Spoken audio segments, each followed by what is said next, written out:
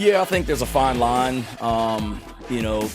It's not just another game. I mean, let's be realistic. We understand what this game means to the people of this state and the people in each program. I mean, I know there's some programs across the country that have a countdown clock, 365 days a year for this rivalry. We will never, ever, ever, ever do anything like that here at Carolina. Earlier today, Coach Sweeney was saying that he remembers your son asking him for some gear several years ago.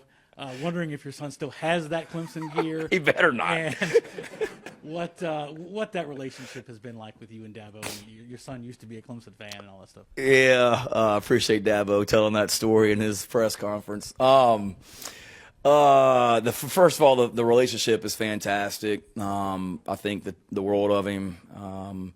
He, like I said, he was an assistant coach at Clemson, and I was an assistant coach here. And in regards to Hunter, my son being at Oklahoma, obviously he was an Oklahoma fan, but for whatever reason, I don't know, I didn't do it. But he started liking Trevor Lawrence and Clemson, and he likes a winner. So obviously when Clemson was ranked number one a lot of those years, he jumps on the bandwagon. So he was a Clemson.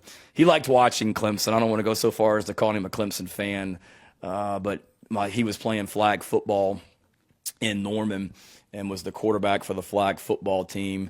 So he had a pretty good little flag football game where he threw a touchdown pass and ran a touchdown pass. So I sent the video to Dabo because Hunter wanted me to send it to him because he was going to go play for him one day, he told me. And this is before I got this job, clearly. All right. And so ever since then, Dabo texted me back and told him how awesome he was and he was going to come recruit him.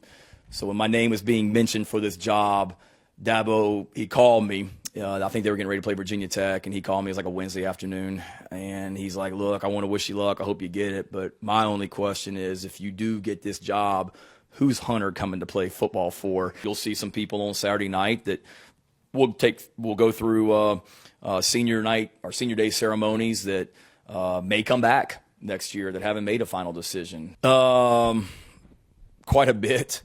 I mean, they're good. I mean, Georgia's the best team in the country and scored 3 points against them. I mean, the only reason they scored 10 was they ran a touchdown back for a touchdown. So we know the weapons that Georgia has on offense, and they scored 3 points against them. To the average fan out there that might say, why isn't this Jason Brown guy, why didn't he play earlier? And what can you say about, the way he's sort of progressed the second half of the season? Yeah, I think I'm really proud of him in the way that he's progressed. As far as your first question, Gene, I think a lot of it was just operating the offense, and not that we were too complicated for Jason, so we don't need to start with they were running a pro-style offense that was too complicated for him to learn, because that's not the case at all. But just as far as the confidence to make calls, to know exactly what we were doing.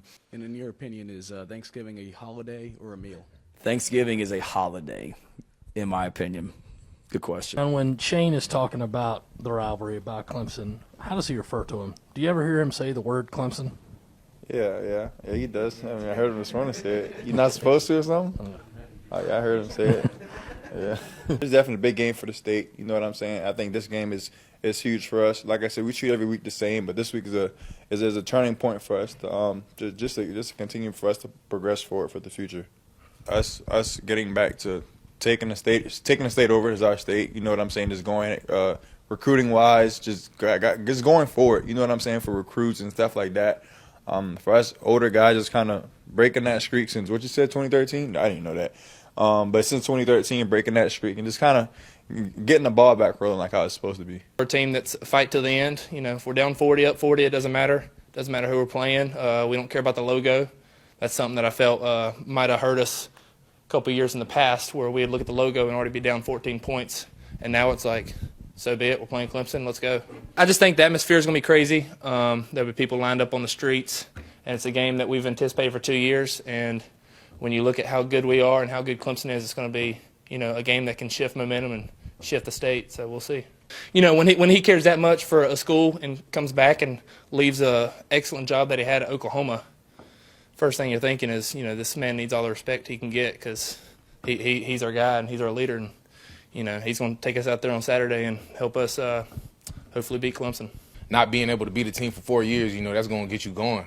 So, you know, that's one thing of it. And, of course, you know, the aspect of me just being a South Carolina kid, growing up here, knowing the